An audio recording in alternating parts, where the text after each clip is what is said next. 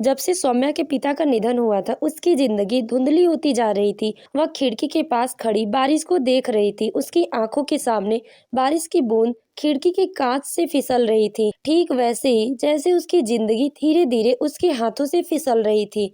2 महीने पहले उसके पिता का निधन हुआ था, लेकिन उस दिन की हर याद आज भी उसके दिल में ताजा थी। अस्पताल के बिस्तर पर लेटे उसके पिता ने थकान भरी मुस्कान के साथ उसकी ओर हाथ बढ़ाया और कहा, सौम्या, तुम्हें पता है ना, तुम मेरी सबसे बहादुर बेटी हो।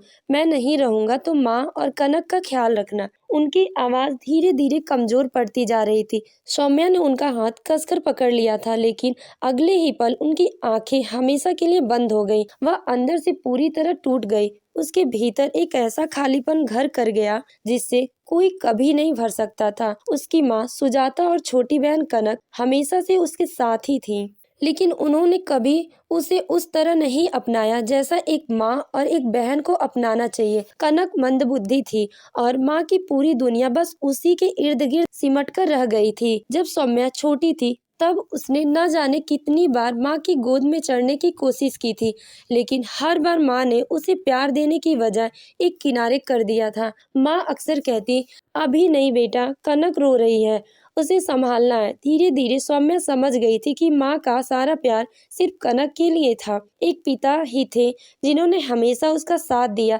उसे हर खुशी देने की कोशिश की, लेकिन अब वह भी चले गए और उनके जाने के साथ ही सौम्या की दुनिया पूरी तरह बदल गई थी। पिता के निधन के बाद माँ ने सौम्या से उम्मीद जोड़ ली थी, लेकिन प्यार से नहीं, बल्कि एक बोझ की तरह। अब वो चाहती थी कि सौम्या अपने पति आकाश के साथ मायके आकर बस जाए और पिता की सरकारी नौकरी संभाल ले। एक दिन माँ ने गंभीर स्वर में कहा, देखो सौम्या, घर में अब कोई मर्द नहीं बचा। अगर तुम्हारे पापा की नौकरी किसी और को मिल गई तो हम कैसे जिएंगे? कनक को संभालना आसान नहीं है। सौम्या जानती थी कि यह फैसला आसान नहीं था। वह और आकाश एक दूसरे का सहारा थे।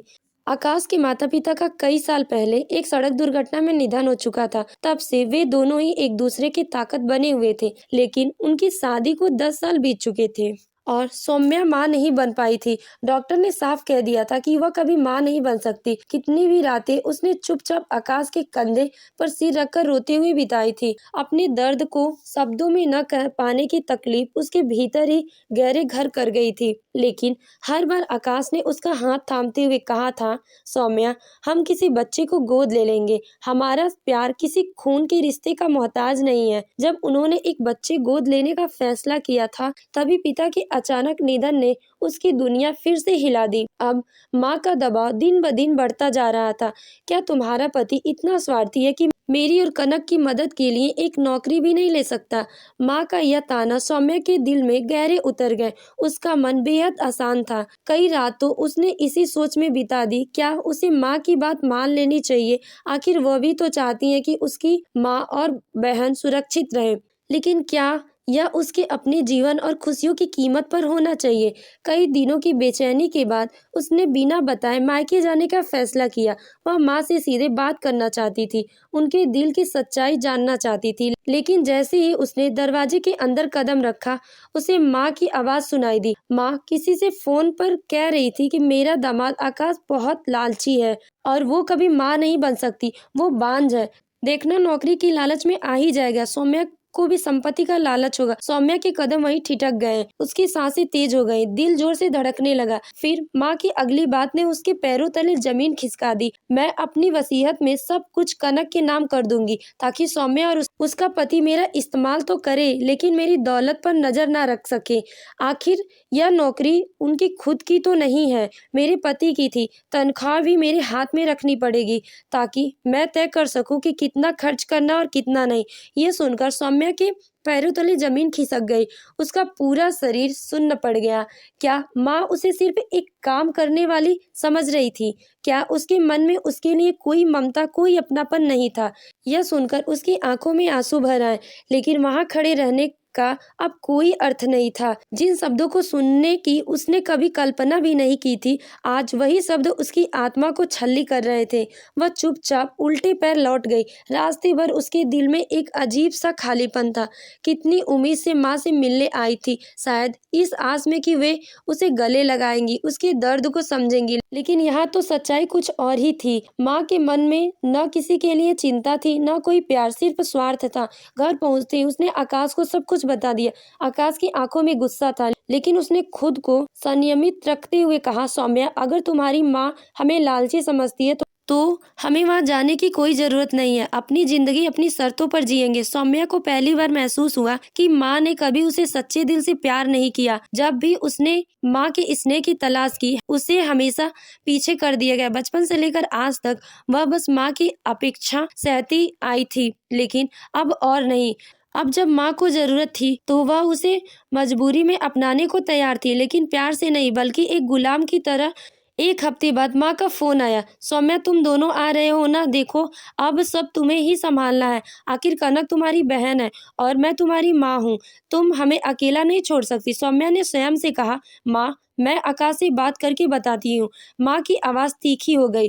अब और कितना सोचेगी? तुम्हारी शादी को 10 साल हो गए हैं, क्या अब तक तुम्हारा मन नहीं भरा? सौम्या अंदर से पूरी तरह टूट गई थी। उसकी आवाज कांप गई, लेकिन उसने खुद को संभाला और दृढ़ से कहा, माँ, अगर हमें वहां आना भी होता तो क्या हमें एक कमरा नहीं मिल सकता?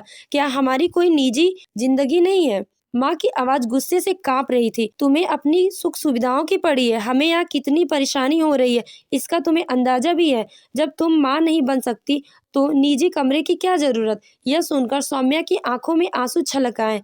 उसने गहरी सांस ली, खुद को संभाला और रुंधे गले से कहा, माँ, अपने रिश्तेदारों से कहा कि हम लालची हैं, वह भी मैंने सह लिया, लेकिन आपने मेरी सबसे बड़ी कमजोरी पर वार किया है। ये मैं सहन नहीं कर सकती। अब उसकी आवाज में मजबूती आ गई थी। हाँ माँ, मैं माँ नहीं बन सकती, लेकिन इसका मतलब ये नहीं कि मैं अपने पति के साथ रहने का हक भी खो दूं। आपकी दुनिया में हमेशा से सिर्फ कनक थी और रहेगी, लेकिन अब मैं वहां नहीं आऊंगी। माँ चिल्लाई, अगर तुम नहीं आई तो मैं पूरे समाज में तुम्हें बदनाम कर दूंगी। देखती हूँ तुझे कौन रोकता है। सौम्या का दिल बैठ गया, लेकिन उसने खुद को संभाला। गहरी सांस लेते हुए दृढ़ स्वर में कहा, अच्छा हुआ जो आपने खुद ही सब कुछ कह दिया। अब जिसे जो कहना होगा कहने दीजिए। जब दिल में प्यार ही नहीं था तो रिश्ते एक दिन तो टूट ही जाते हैं, लेकिन मैं अपनी शांति नहीं खोऊंगी। इतना कहकर उसने फोन काट दिया। दूसरी तरफ सुजाता स्तब्ध रह गई। गुस्से में आकर उन्होंने अपनी असलियत खुद ही जाहिर कर दी। हर माँ को अपने बेटा और बेटी से बराबर प्यार करना चाहिए, ताकि परिवार में प्यार और अपनापन बना रहे। रिश्ते सिर्फ खून के नहीं, बल्कि दिल के होते हैं। जब कोई रिश्ता सिर्फ स्वार्थ के आधार पर निभाने की कोशिश करता है तो एक न एक दिन वो टूट ही जाता है। सौम्या ने अपने आत्मसम्मान को चुना और यही उसका सबसे बड़ा फैसला था। क्या आपको लगता है कि सौम्या ने सही फैसला लिया? अपने विचार कमेंट बॉक्स में जरूर बताएं। अगर आपको कहानी पसंद आई हो तो प्लीज वीडियो को लाइक करें और हमारे चैनल स्टोरी विद आरजी को सब्सक्राइब करना ना भूलें। आपका सपोर्ट ही हमारा मोटिवेशन है। धन्यवाद।